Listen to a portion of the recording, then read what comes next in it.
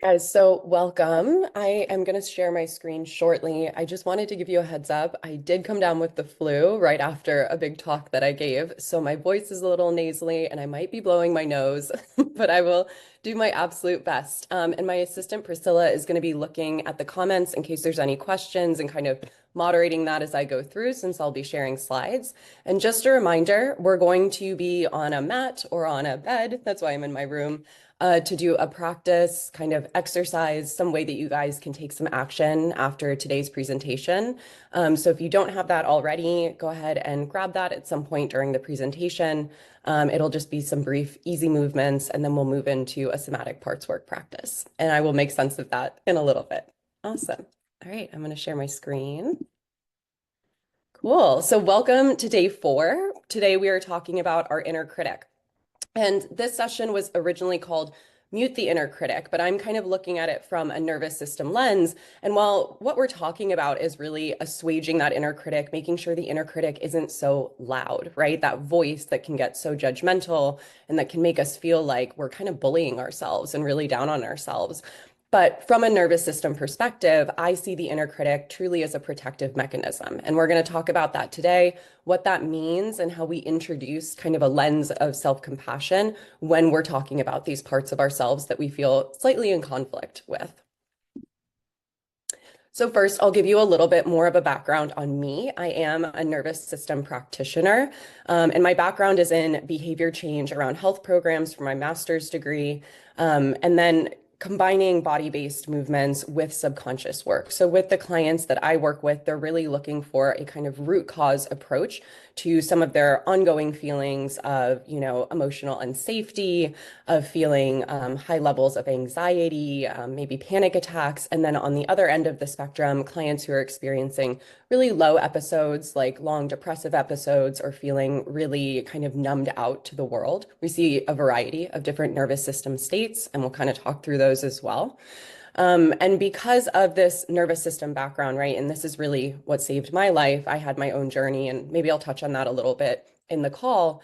But it's really the new understanding of how we process, how we deal with stress and also trauma. But I always like to say that trauma isn't a requirement for nervous system work. So I have a lot of clients that I work with who just don't identify with the word trauma. They feel like they generally had good upbringings, and maybe there are things that they kind of absorb data from their past that influence their present, but they don't identify with the word trauma. And so I want to kind of start off there as well and just say that this is the kind of work that I use for women who are just experiencing high stress in their lives in general because they work in intense careers or they're moms and taking care of children, right? It's such a full-time job.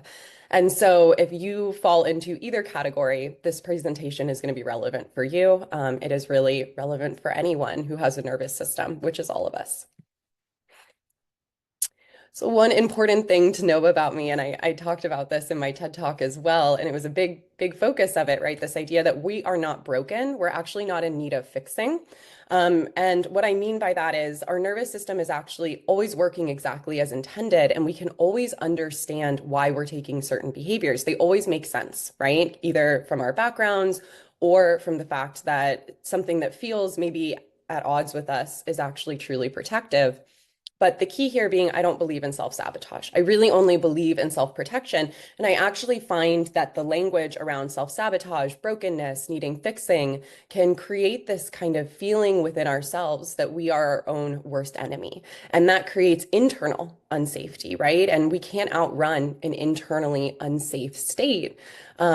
If we're at odds with ourselves, then we'll always kind of feel that level of dysregulation, that inability to feel wholeness. And that leads to no matter what externally looks safe, we will still feel that anxiety, that overwhelm, that constant and ongoing chronic stress. And so it's really important here, again, to bring in language of understanding ourselves and trying to work with our system as opposed to fight against it. So what you'll learn today, I'm just going to take a quick sip of water. What we're going to learn today, we're going to talk about what the inner critic is a little bit more. We're going to talk about the role of the nervous system and just nervous system 101 so that you guys feel like we're all on the same page there.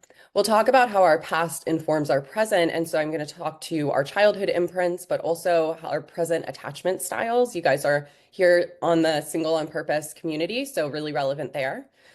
And then we'll talk about how bioplasticity, which encompasses neuroplasticity, it's a slightly new term, helps us to shift our behaviors and why.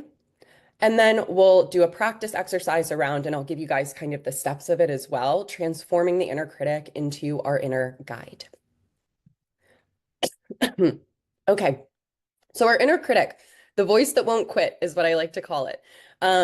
It's that voice that almost kind of sets you up with the fear that you're going to fail. It's really let out of fear, right? And so it becomes this kind of judgmental, often kind of bullying voice. And oftentimes it feels almost like an echo of a voice of somebody else in our past. It might not be the exact language that somebody in our life used towards us, but maybe even the ways that they treated us or the ways that they disregarded us. And then we kind of integrated that experience and started to believe them, essentially. And we're going to talk about why, especially why this is really common when we're children and we don't have as much nuance and understanding of the world. But essentially, that inner critic is the voice that kind of creeps in, gives you a little cringe, right? You have a little body response, and that is really telling you not to even try, right? And so, why nervous system regulation work is so important is because it shifts us from leading through a lens of fear, right? And so really holding ourselves back, not being willing to take risks, not really trusting ourselves or trusting that we'll be our own safety net, and shifts us into leading through a lens of opportunity where we're willing to take those risks, not because we need everything to work out perfectly, but because we are so confident in the fact that we've got ourselves, that even if that risk doesn't pan out in the way that we thought it would, that's okay. We will learn from that, more of a curiosity-based approach rather than feeling absolutely devastated by that.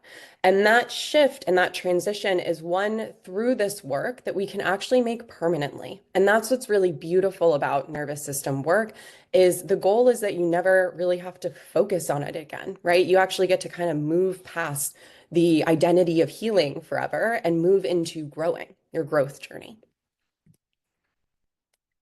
So let's talk a little bit about the nervous system, just so we're on the same page.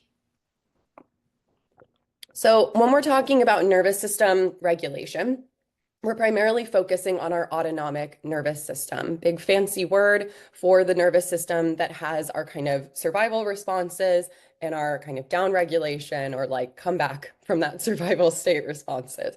What that means, we have a sympathetic arm and a parasympathetic arm. And these are meant to always kind of be in homeostasis and in balance. Our sympathetic is our fight, flight, freeze. You've probably heard about those survival responses. Sometimes fawn is put in there as well. And then our parasympathetic promotes relaxation. It's our rest and digest state. So what I like to explain or think about, right, is if there's like a cheetah and it's chasing a rabbit in a field, that rabbit, when it sees the cheetah, should have a sympathetic activation. The sympathetic system should take over because it is not in that rabbit's best interest to feel really cruisy about that situation. So the rabbit runs, the cheetah's chasing it, and eventually the rabbit buries into its hole. When the rabbit buries into the hole and the cheetah goes away, right? If that rabbit stayed in a sympathetic state, a survival state, it would probably never leave its burrow to go out and graze again for food, to, bring back food for its babies, to mate, etc. So the parasympathetic now has to take over because it has to allow the rabbit to essentially shake it off enough so that it doesn't hold on to that experience so vividly that it's too afraid to go do the things that it needs to survive. And so when we talk about nervous system dysregulation, we're not talking about the little moments of dysregulation, and we'll go through this again. We should all experience little moments of dysregulation in our lives. That's survival. We're talking about when we get stuck in a state where we consistently feel unsafe, and it's really starting to keep us in that burrow.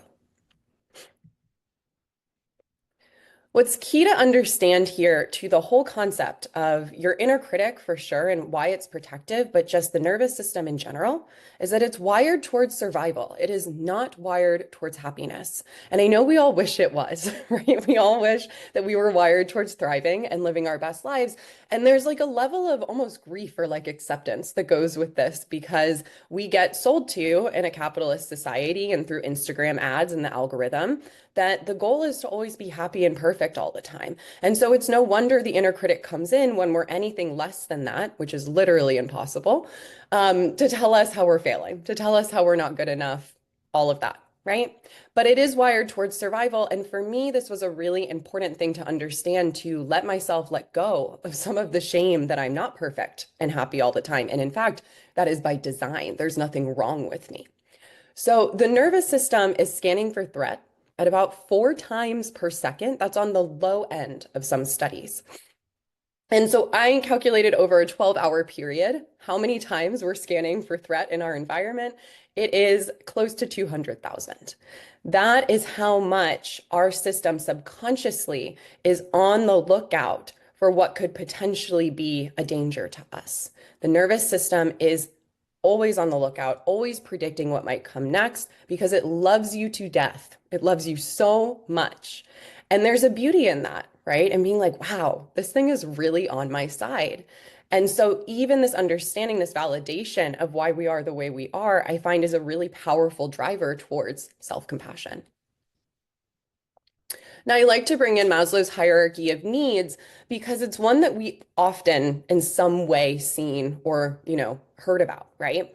And Maslow's hierarchy of needs looks at what are kind of the bottom all the way up to the top needs of a human being to reach a level of self-actualization. And I think in this community's case, even looking at like love and social belonging or esteem, right? Because if you're single on purpose, you're really looking for you to be your own best partner first, right? And so what do we need to get there? What do we need to get there so that we don't have that inner critic coming in? We do have that high self-confidence. We do feel comfortable in who we are and confident in who we are. And so Maslow's hierarchy of needs traditionally posited safety as really physical security, right? So literally I can look around my room and I can see that nothing here is in threat, right? And hopefully all the rest of you guys can do the same thing, right? However, I've had clients have panic attacks on the couch when literally nothing is going on, or they've had a really great day and for some reason they feel completely dissociated. Everything is fine, right? And this is where we can get really down on ourselves. We're like, dude, everything is fine. Stop, right? Stop freaking out.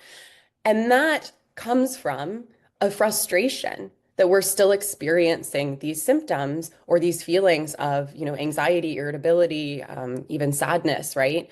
When everything outside, the house, the career, the family looks good.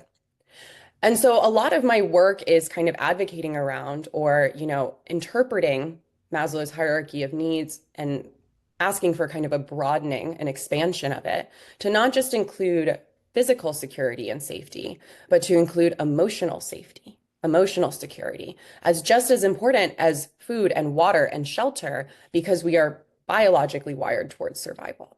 So what I mean by that is when we're in a space and we feel those symptoms of like, oh my God, it feels like something's lurking behind the corner. There's technically not a tiger in the room with us, but it feels like there's a tiger in the corner over there. And that speaks to our internal state of unsafety. And that's what regulation work can help us to assuage. So to come back to the idea of dysregulation, right? It's an imbalance that skews towards sympathetic dominance. And when we're talking about dysregulation in this context, we're talking about a stuck or chronic state of dysregulation. This can happen from trauma. It can also happen from what I like to call little paper cuts in childhood that kind of build up. Our allostatic load is our cumulative burden of stress over time. So if you think about a jar of marbles, right? And we're all the way at the top with the marbles all the way up. Even if we do a little stress management exercise, we might take a marble or two out. But given that our day is probably set up for stress as well, we live in a pretty high intensity environment. We live in a kind of world that really prioritizes output. And there's a lot of pressure, either in your work, at your home life, in relationships, kind of doing it all, right? So even if we take a marble or two out through our little practice in the morning, we'll probably add back in like 3 marbles in the day, or at least add back in and make it net neutral. And so what we're never really getting down to is beyond management, is where we're actually kind of clearing out the marbles from the base of the jar that have been building up over years and years, decades even, where we didn't have the tools or understanding of how to emotionally regulate ourselves. This often comes from the fact that it wasn't modeled by a parent. Frankly, if we think about a lot of our parents, I don't think emotional regulation was even like a term that they were thinking about, right? But also because a lot of mainstream health practices hadn't caught up yet to this idea of working with the body as well as the subconscious. And even the ones that had really saw it as a bit alternative or kind of woo-woo. And the way that I come to my practice is very science-based, and the new research advances that are showing us this is actually not optional. This is a necessary way of working with our system. Okay, little sip of water. All right. So when the body feels unsafe is what we're getting at here, right? If I had one thing that I do for my clients, it is to help them feel deeply emotionally felt safety. And I want to clarify here between intellectual and emotional knowing. If Okay, so all of you guys on this call, right? Like all of you are probably pretty freaking smart. Like if you're on this call, if you're caring about self-development, self-help, if you're in this community, if you're watching a slide show with me on like the nervous system and on like neuroscience and all of that, you're probably an intellectual person and you're pretty driven towards feeling better, but also driven in your life.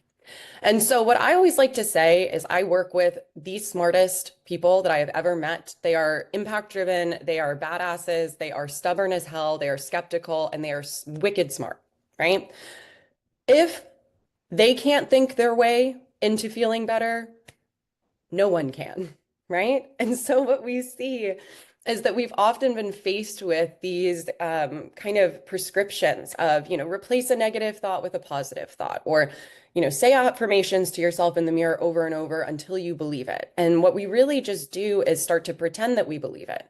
We start to get really good at masking. We start to tell ourselves kind of that we should feel bad that we don't believe it. And so you better suck it up and pretend like you do. And this is where we see, again, that conflict building. Doesn't mean that we don't want to believe it. We want it so, so bad. You guys are on this call. Everyone here is motivated to feel a certain way and to improve their lives, right? It's just that our subconscious, our survival mind still believes that a different way is more protective. And when we understand that, we can feel at least a little bit of like the pressure off, and then we can actually take actionable tools.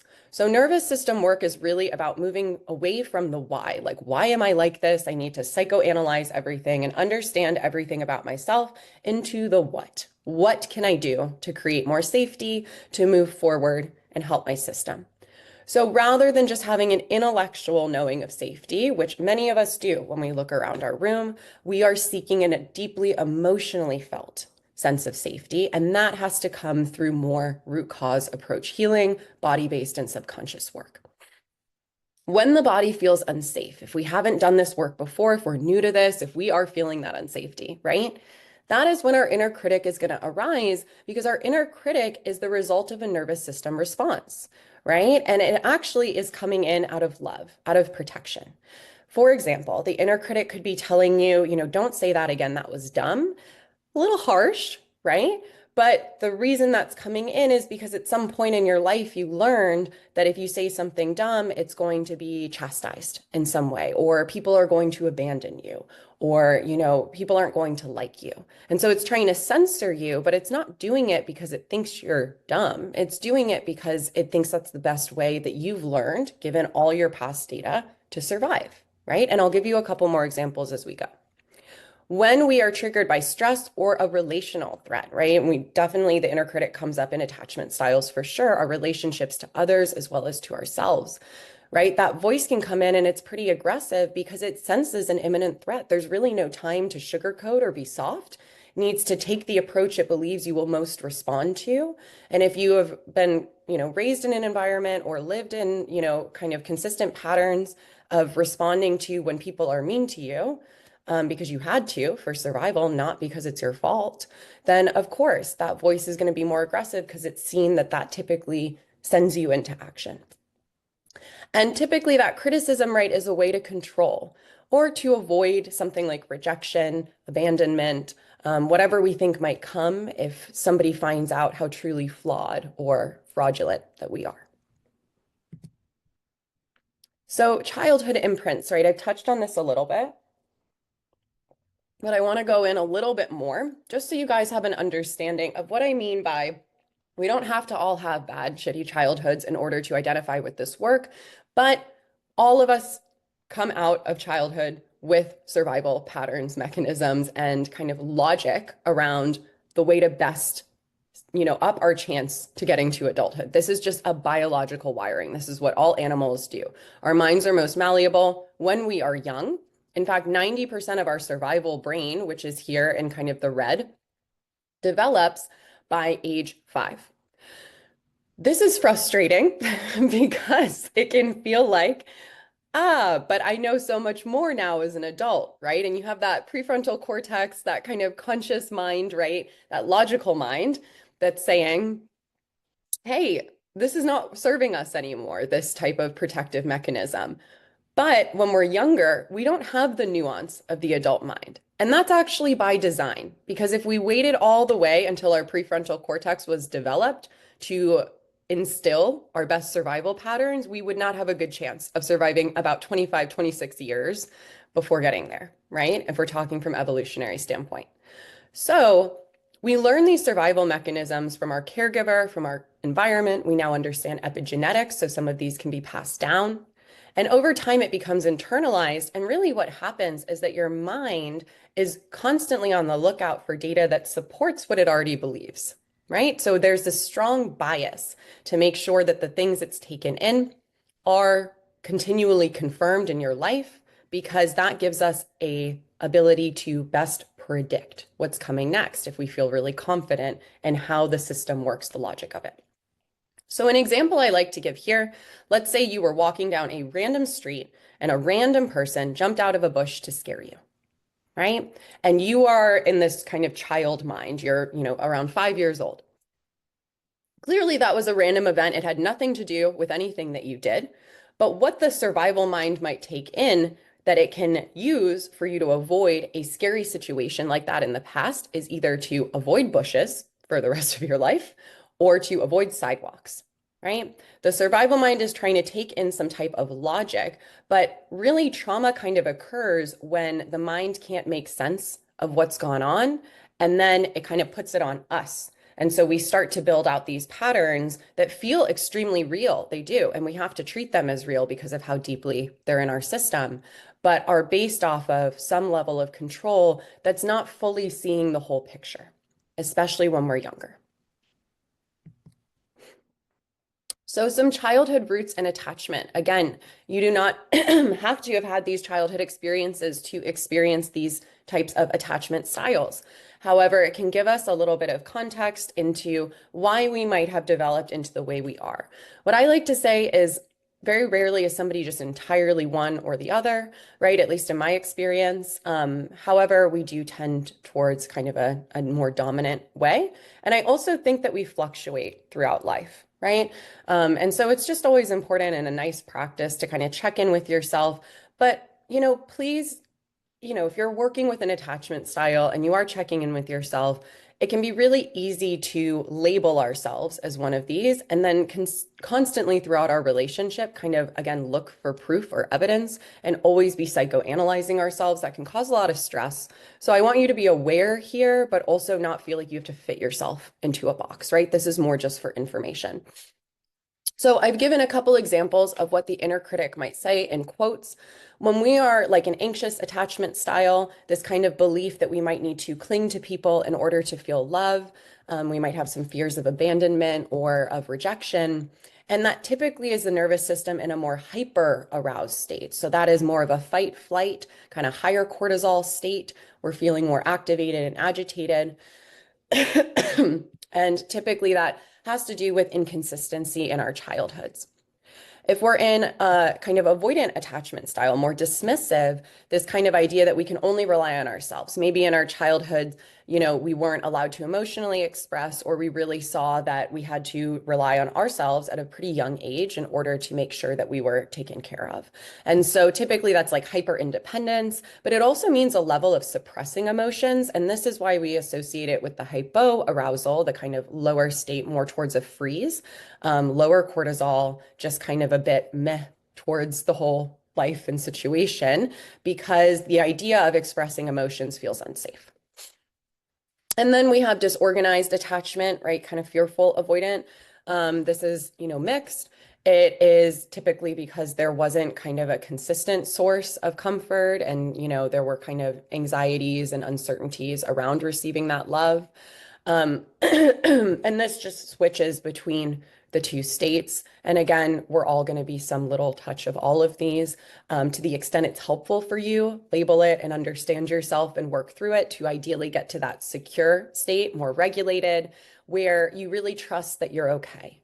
That, you don't need this relationship in order to be okay, that the right people will be there for you, and that as long as you show up authentically, the right people will stick around, and that you are really your best relationship, right? Like you are your best person to date, and feel that you're your own safety net. And that comes from feeling safe internally. So to go even a little bit further, but then also talk to some of the protective mechanisms, right? In an anxious attachment style, the inner critic might say, like, why did you say that? They're going to leave you. That was so dumb, right? And that protective strategy is to essentially get you to rework all that you are saying or potentially going to say in order to make sure it's perfectly aligned with the individual so that you have the least chance of them avoiding you. Right? So oftentimes really kind of nitpicking at every little thing because we are constantly trying to make sure we didn't rock the boat too much, risking that they might leave. In an avoidant attachment style, this might be don't be weak. Maybe, intimacy and vulnerability are weak. So pull away. And so you might detach. You might, kind of block yourself off. And I know detachment is a very in vogue term in our 2025 dating right now. Healthy detachment is one thing. I'm talking about just like fully kind of blocking yourself altogether can be to a point where we're not even really enjoying the relationship or giving ourselves fully. This was me, right? And this one is tricky because it can look a lot like secure if you do it right, if you're really good at masking. And so you really have to internally check that intention.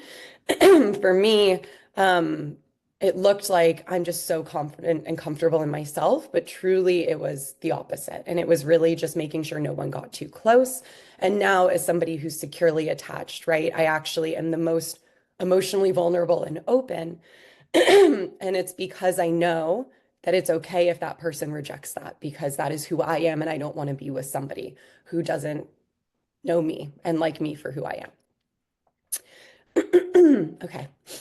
And if we are disorganized, it might just kind of be like, you're a mess. Like you can't get this right. You keep going up and down and all of that. Unpredictable, right? We kind of like shift. And the idea of that is to kind of survive any type of confusion or threat that we can pivot between the two.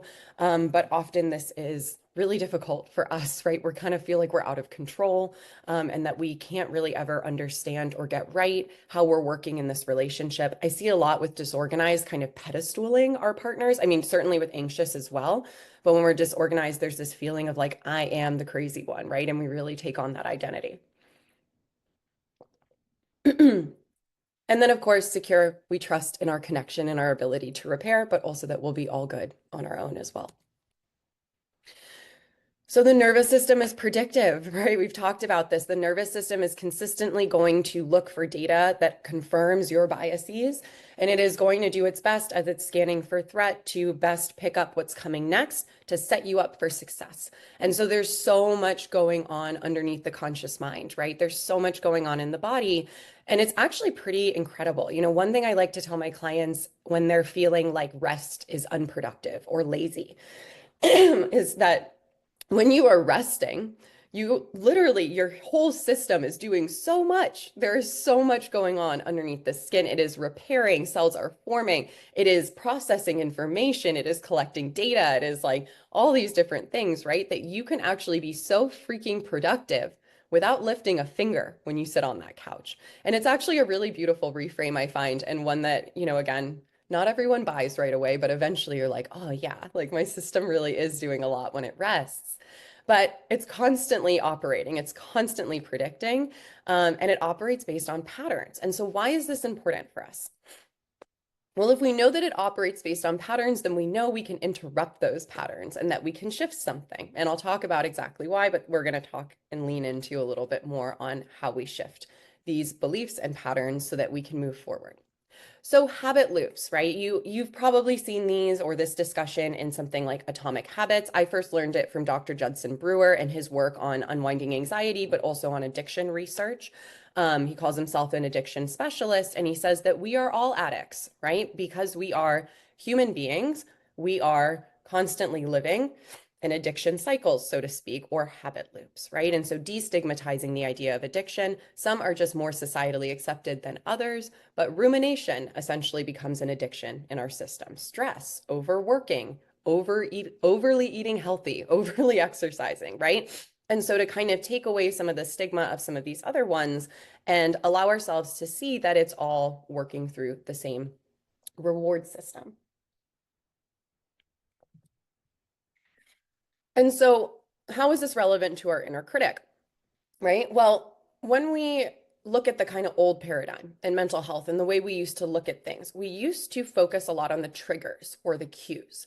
And this is this idea of kind of trying to think your way or willpower or white knuckle your way out of a behavior because that trigger is going to lead to a behavior. Now, in this case, I'm giving the behavior of the inner critic. What I mean by that is like the rumination cycle of the inner critic. It's coming up, it's doing something, right? So our behaviors can also be like our thought processes and patterns there as well. And so the old way might say, okay, think about all the reasons why you have this inner critic. What did your mom say to you? What did your dad say to you? Go back there, process it, live in it, overcome it. And what often happens when we go through that process is one, we become a never-ending project, right? There is always more to psychoanalyze and to try to fix. It creates the idea that we need fixing. And so we feel ostracized and we feel like we're in some way broken. And it also is a fruitless effort because we're never going to understand all of our triggers. Our subconscious is taking in so much data, we couldn't possibly understand all of our triggers, right? And so that's a really key, important thing to remember because otherwise we'll spend our lives living in that fear, always on the lookout and always kind of blaming ourselves like, no, shit, I thought I had gotten over this already, right? And you have in some ways, but also you haven't in other ways because there's just so much there that we can't consciously understand or dig into. And about 50% of our memories are false or in some way distorted anyway, we're starting to find out, right? Now, the new paradigm, so to speak, the nervous system world, right, is looking at the reward. So why, if we, have a trigger into a behavior, why do we keep doing that behavior? Because it's in some way rewarded in our system, right? And it's been some way been proven or shown that it is protective for us, that it worked out. Now, often, again, this is the mind creating that reward based on its interpretation, its perception, not necessarily that we actually had the best experience as a result. And then it's confirming that bias over and over and over from your childhood. So these are deeply rooted beliefs around rewards, right? And we've talked a little bit about that, why it would be protective and how it might benefit us, that we, somebody doesn't abandon us, we don't get rejected, we don't try and fly too high and then fall just as far, right? And so when we're looking at the reward, it's actually a lot simpler of a process and a lot more fun, I would say, and more, engaging in a way. Like we don't just have to spend years and years and years digging into this stuff and feeling like there's still more to go. We can instead rewire our reward beliefs or the beliefs around the rewards about a behavior. And we do this through working with the subconscious and with the body so that we form new bio and neural pathways, right?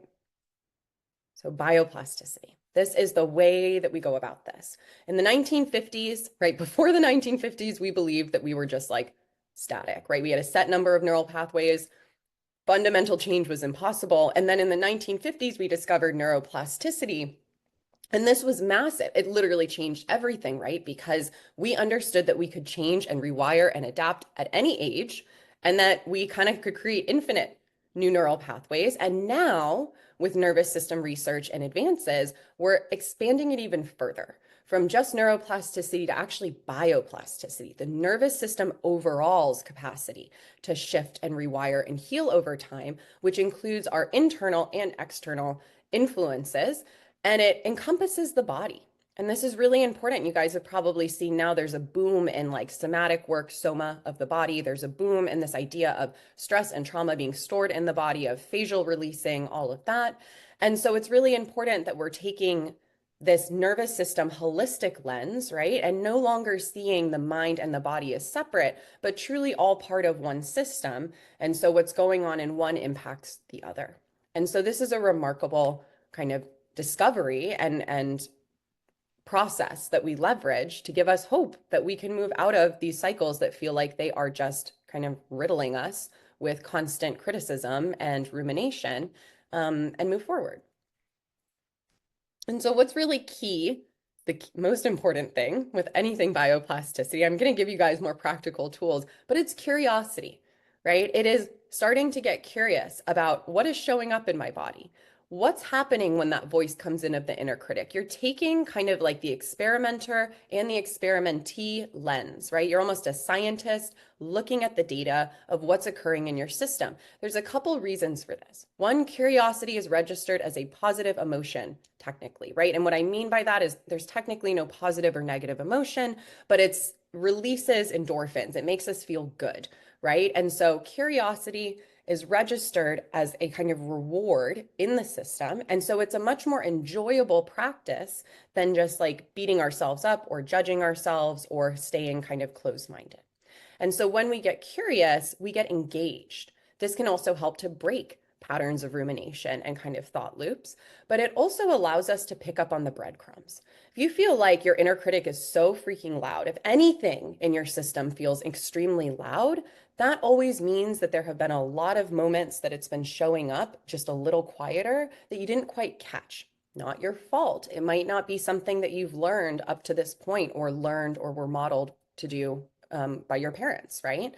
But if it's really loud, that means there were always steps before, and that's a good thing because if we become more intuitive and in tune to our bodies and to our minds, then we can catch it earlier on, assuage it, and it doesn't have to get to the point where it feels like it's crippling to us and really impacting our day.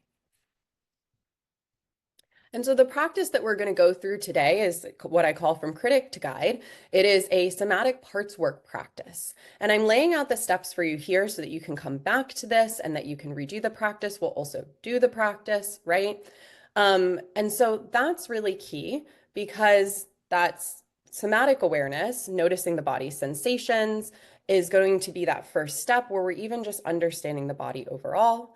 Then we're going to take movement in order to down-regulate, I call it, the body. We'll create a mental safe space first before we even meet our inner critic, that part of us. And then we will meet the critic with a level of compassion. You do not have to be besties. If that voice, that part has been really frustrating to you, just be real, but know that it's there out of love. And then we'll rewrite the script. We'll ask some questions as a way to just start to engage and nourish and build the relationship with the inner critic so it doesn't feel so at odds with you. And just some things to remember before we move into our practice and to kind of close out the presentation portion is that your critic is a protector. It loves you. As much as that might feel counterintuitive, it does. And your nervous system state shapes your thoughts. And so if you prioritize safety, right, your thoughts are going to assuage because they don't feel there's that imminent threat where they have to bring in these protective mechanisms. Somatic awareness and regulation help us to rewire, to build new patterns and relationships to ourselves and to others. And so taking that root cause approach, nervous system lens, is really what's going to help you find long-term sustainable health rather than just constant symptom or stress management. And you can transform your judgment into guidance. And that's again through bioplasticity, through that curiosity lens, and through engaging in these practices in a more meaningful, ongoing way. If you want to learn anything more about me or anything more about nervous system, you want some free resources, anything like that, you guys are more than welcome to visit me here as well. And I'm sure I'll drop it in the chat or something like that as well. Okay, so now I'm going to shimmy myself on over so that we can do the practice. I'm going to take off my screen. I will just be one moment.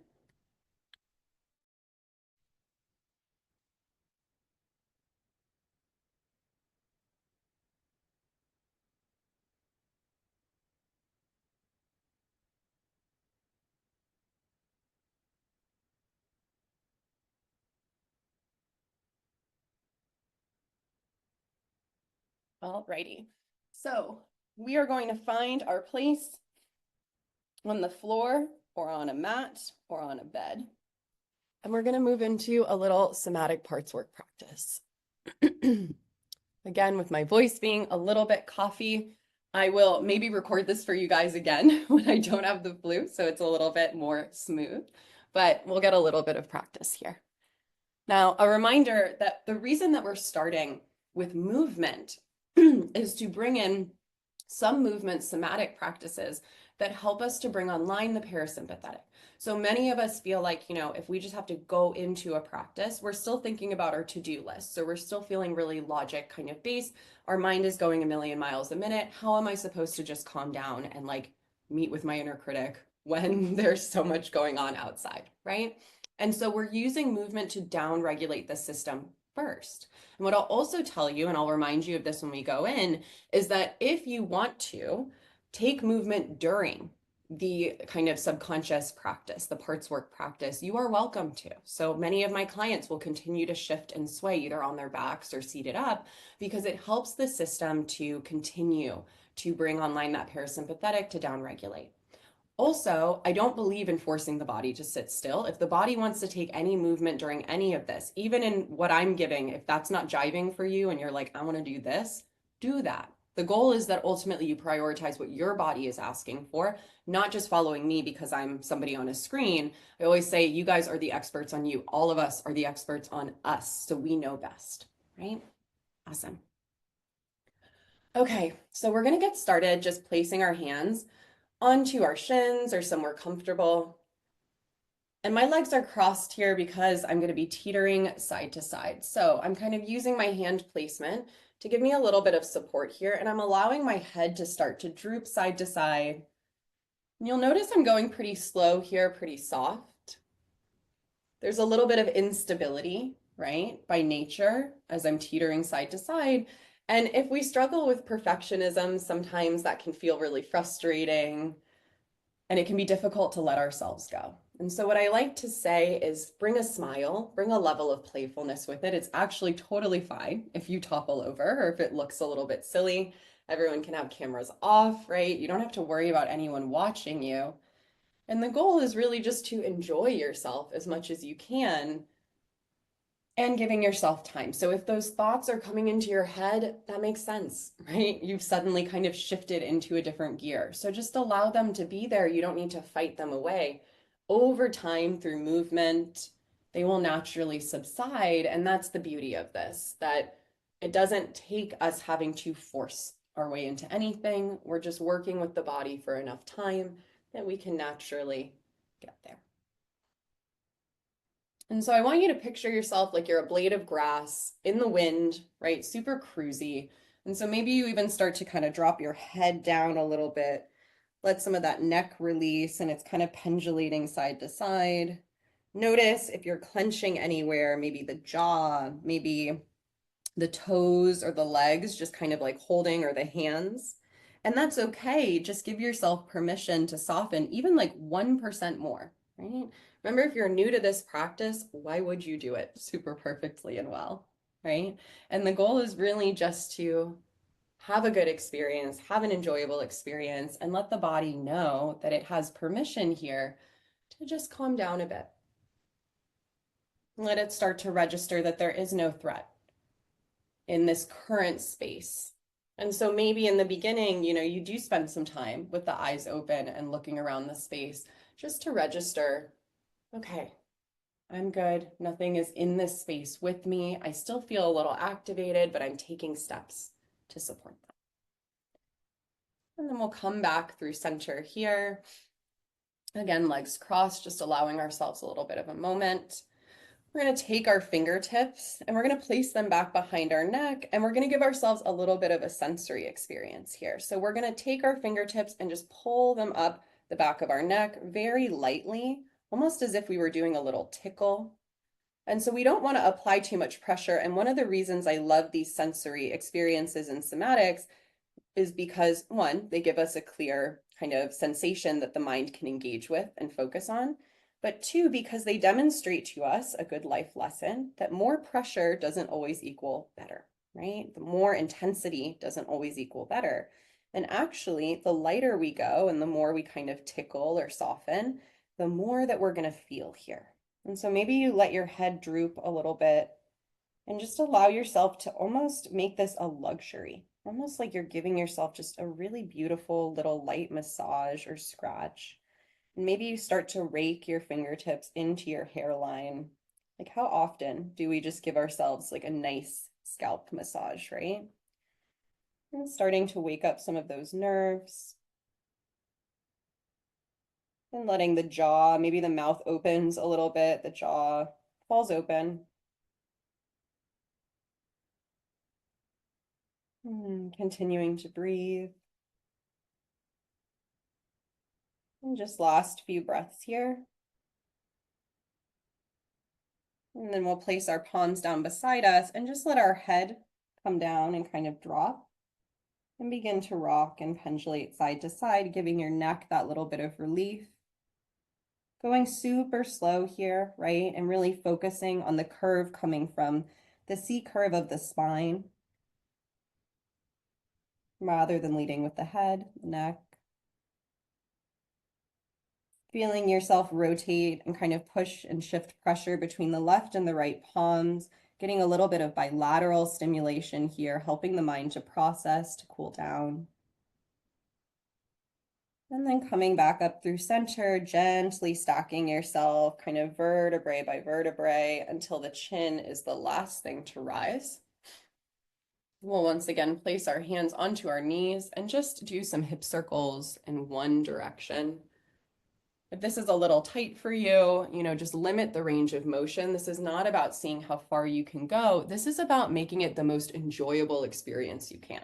And so if that means it's just, a couple millimeters, if that means that this is really just more of a little bit of a rock instead of a full hip circle, totally fine. It's not about comparison or how far we can go or could go if we were pushing ourselves to the max. It's actually about how much we can bask, how much we can feel those sensations that we're often kind of lacking in our system if we've lived in high stress, and bring back in and introduce sensations of pleasure, of joy, of connection, of safety. And then either at the top or the bottom of the movement, when you're ready, shifting directions, hip circles in the other direction, and maybe even becoming a little aware of, ooh, what's different on this side, right? Not needing that perfect symmetry, but instead learning to work with the different experiences of the different sides of our body. And again, using that point of left versus right as an anchoring point to shift the mind out of thinking about all the stuff from the day and the to-do list. And almost as if your body, your system was this super good movie and you're really digging into all the details, right? Becoming super engaged, fiercely curious into the experience that you're having through creating these physical sensations.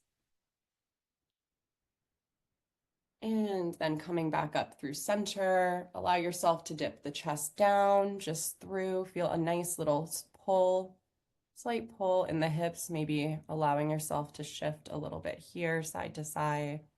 Lots of shifting in somatics, right? Helping with bilateral, but also just that rocking motion, being really safe and protective. And then in the laziest way possible, we're going to find ourselves onto our backs. Ugh. And we're going to have our feet down and our knees about hip width distance apart. I'm just going to take a moment here for a second, maybe rocking the head right to left and just feeling some of the experience of the work that we did so far.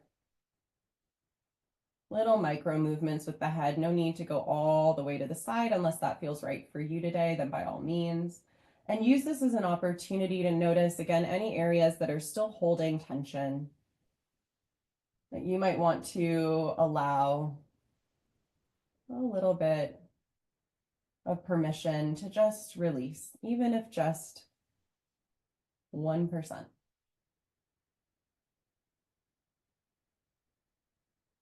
And then we'll come back through center. And what we'll do is begin to shift the knees over very slowly to the right side, maybe allowing the head to kind of roll too. And this one, we have a tendency when we do this to want to go really quick. See how slow you can go. Let yourself pause at the bottom. And then as if like the full weight of your legs was there and you're lifting and you're kind of bracing through the core, feeling the gravity of your body, the weight of it, pulling it back through center, all the way through center, feeling how the body works as a whole system to raise the knees, and then dropping over to the left side, super slow.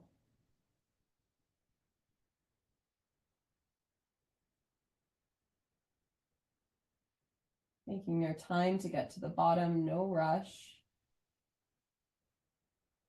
And then pausing, and when you're ready, shifting back up through center. And we'll continue to repeat this on your own time.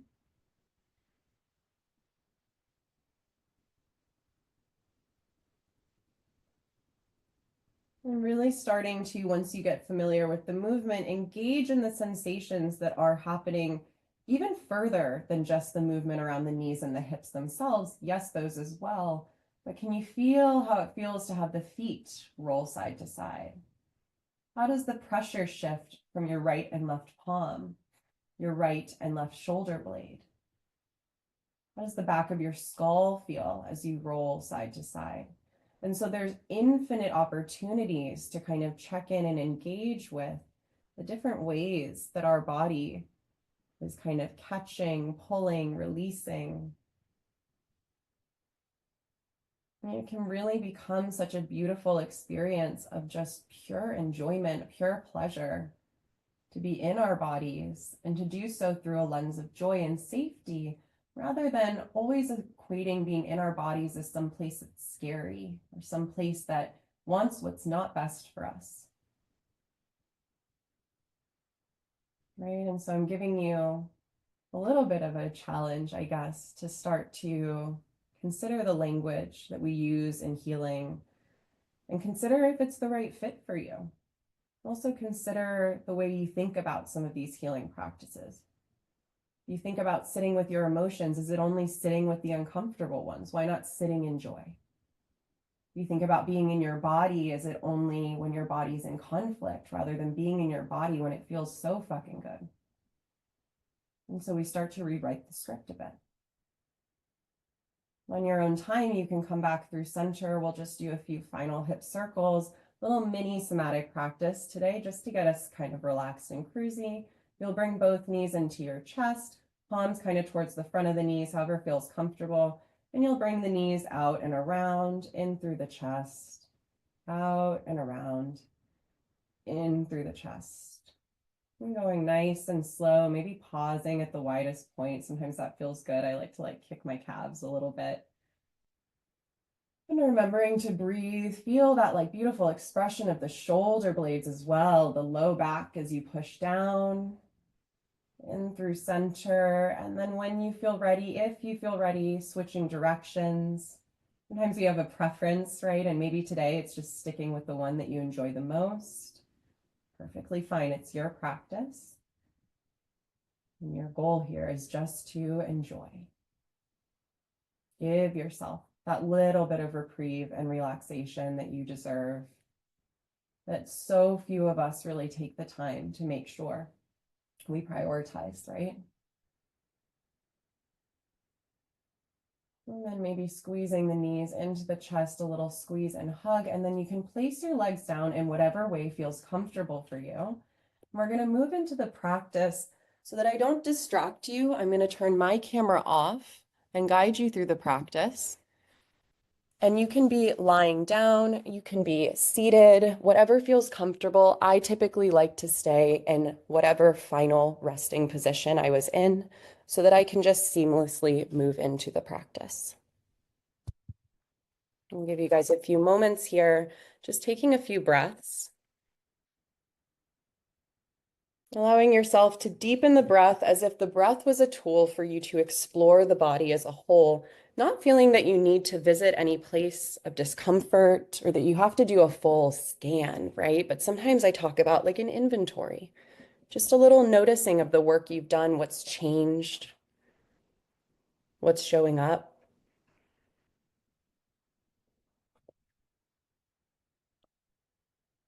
Picturing yourself almost like a stick of butter that you take out of the fridge and you put it on the kitchen counter to soften. And so just like that, you're allowing yourself to soften slightly. Just a bit, just a little toasty, but not fully melting. And maybe you continue to shift and rock the head, maybe the full body, because it helps you to stay in that rhythmic repetition and stay calm. And when you feel ready, I want you to begin to picture a door in your mind's eye. And you're standing in front of this door, maybe you have to walk up to it a little bit. Whatever comes to mind, go with whatever comes to mind. And as you're walking up to this door, standing in front of it, you have this sense of excitement, of anticipation, of knowing that behind this door is something really meant for you, extremely beautiful, safe, so that you know it's okay to enter here. And in fact, you're really excited to.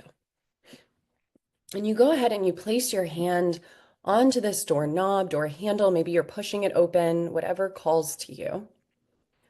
You open the door, and like as you do, as you're kind of cracking it open, more and more light comes out, and you kind of start to get more and more of this imagery of this vast expanse of a world of your own creation, a safe space that feels essentially infinite. So maybe as you look around or out on the horizon, just more and more is building. But as you look directly in front of you, there's this representation, this almost little nook within this vast landscape that feels extra safe to you. Maybe it's a little plot surrounded by trees or your favorite lake from when you grew up. Maybe it's a cozy cabin. And you're standing in the door frame and you haven't yet taken your first steps, but you start to already take in some of the experience.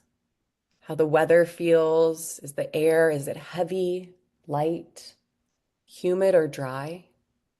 Maybe there's a breeze. Something that you can smell. Maybe if you're by an ocean, it's the sea. If you're in or near a little cozy cabin, it's the smell of coffee just brewing first thing in the morning, and it's cool and it's crisp.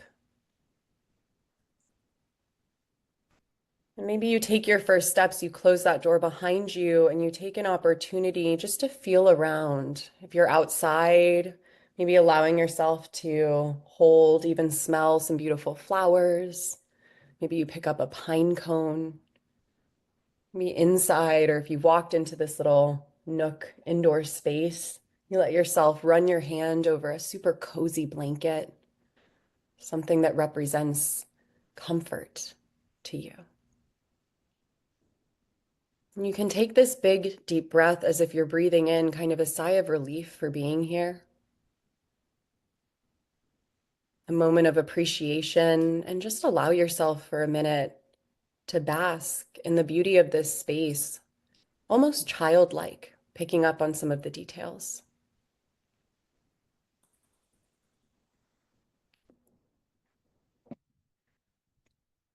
And from this beautiful space is where we're going to meet our inner critic. And the reason for this is that it's our space. We have control here, right? We're inviting the inner critic in, and we can just as easily ask that the inner critic goes away if we're feeling that the relationship is just not going in the direction we want today. And that's an important foundation to have, to know that we don't feel that this is going to take over our experience, that we are the ones creating the experience here. And so when you're ready, you can envision that inner critic coming into the space. Maybe you're seated somewhere comfortable. Maybe you're standing because that feels like a more powerful posture. And maybe the critic comes through the door or walks in through some other way. And you're kind of face to face with the critic. Maybe you see them off in the distance. And I want you to immediately notice some of the physical sensations that are coming up within you. And everything is welcome here, right? Even if I've just shared with you that this inner critic is protective, you probably still feel some frustration, maybe some resentment, maybe some fear, maybe just like how am I ever going to build this relationship in a way that feels like I can move forward, right? Some anxiety. But maybe you also feel a newfound sense of a little compassion, a little understanding, the smallest little seed, or not. And so, what's really key in any type of parts work and somatic parts work is that we don't force the relationship, as we've often kind of forced ourselves to look a certain way or say that we're fine. We allow it to be an authentic development of a relationship. And through that, we learn the importance of things like repair, but also of the fact that all our emotional states are welcome, they are all valid. And so now with the inner critic and yourself face to face, sitting down together, whatever that dynamic looks like, you have the opportunity to welcome them in whatever way feels good. It might be a wave. It might be absolutely nothing. Maybe you guys are pissed. Maybe it's a hug. Maybe there's an opportunity there. And even if it's a little awkward, it feels like the right thing to do. Give yourself that opportunity to engage in whatever way feels comfortable or just feels intuitively right without having to question it or judge it.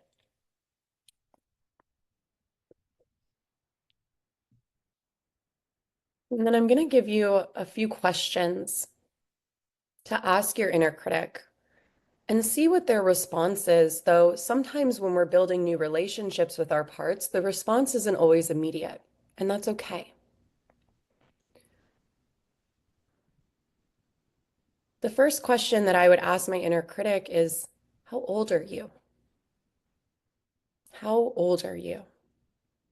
Maybe you get a number, maybe you get a time frame. Maybe you're not quite sure, but something in your gut is saying there is something there, right? This did form at a certain point. And just to get an understanding of their background, maybe that gives you a little more sympathy or understanding overall, maybe not.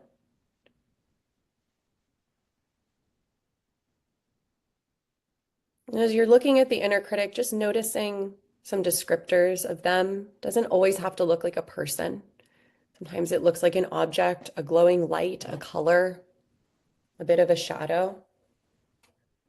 Just taking in what physical attributes might be there that give you clues or indications about more on this part that often many of us have not taken the time to try to get to know.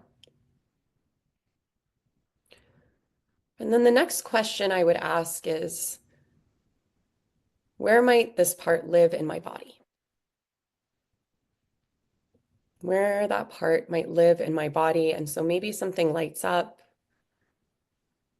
Maybe you feel something right now in your body. Maybe you just intuitively have a sense of where this part tends to build up, this inner critic. And so maybe you take a loving touch to that part of the body, or just a moment of validating, of seeing. There's so much power in our parts being seen when they feel like they've been rejected for so long.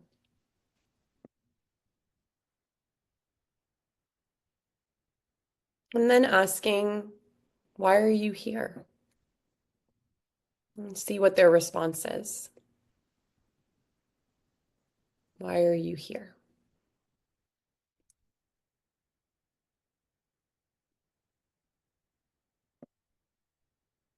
And maybe with this question, you have the desire to engage in some dialogue. Maybe you want to respond to what they shared with you. Feel free to engage in that dialogue or to continue to follow the questions that I ask, but allowing your subconscious to kind of take the lead here. take the lead in the conversation in the way that this relationship builds, knowing that I'm only offering questions as additional guidance. The next question that I might ask is, what are you afraid of? What are you afraid of? And let them respond if they do.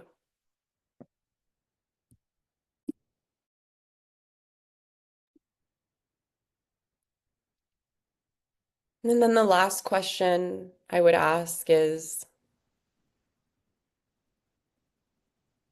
what guidance do you have for me?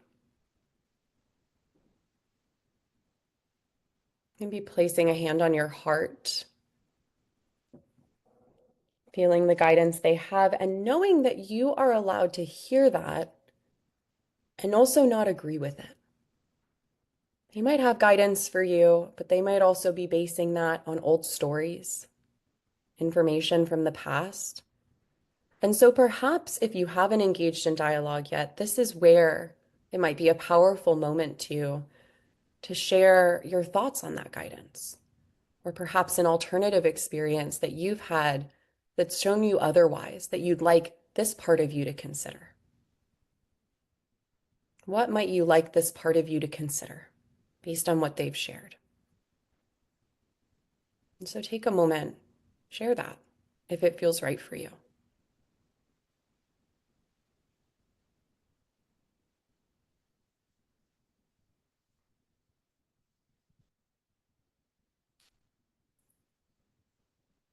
And then now allowing yourself to close out this engagement, this interaction with your part, however feels right. So there can be a hug, a high five, a handshake, but also maybe it's just that part, saying okay and heading in the direction of the door. I want you to follow them towards the door enough that you can kind of close the door behind them and lock it. So this truly feels like your safe space that you get to be in, that you are containing this space and that you choose when some part of you comes into it. And then starting to bring your awareness back into your body in this moment now, allow yourself, if you're not already, to move, to shift a little bit, to engage back into the space. Maybe not yet opening the eyes, but just allowing yourself to start to feel the pressure of your body, whether it's on the floor, on the bed. Maybe taking a nice big stretch or a yawn, right? Giving yourself permission to slowly come out of the experience, not rushing it. And then perhaps while still lying down or seated, you do open your eyes, you look around the space, but you don't move quite yet. You're just taking in the reality of your environment, again, kind of reorienting.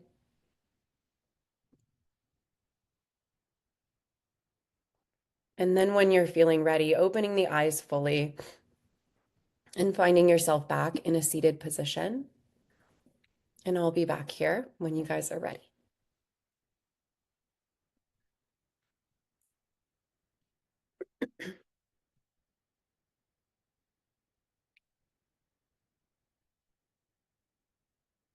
Okay, amazing. Thank you guys so much for joining me today. And thank you for being willing to get on the floor, to roll around, to take in some new information. I know nervous system stuff can be a lot, right? When we're first learning about it, and we see a lot about it online. And so again, if you have any questions for me, or if I can provide any resources or any support, I would love to. You guys have been so awesome. And I will see you hopefully in the chat, in the group, or in some other capacity. Bye, guys. Take care.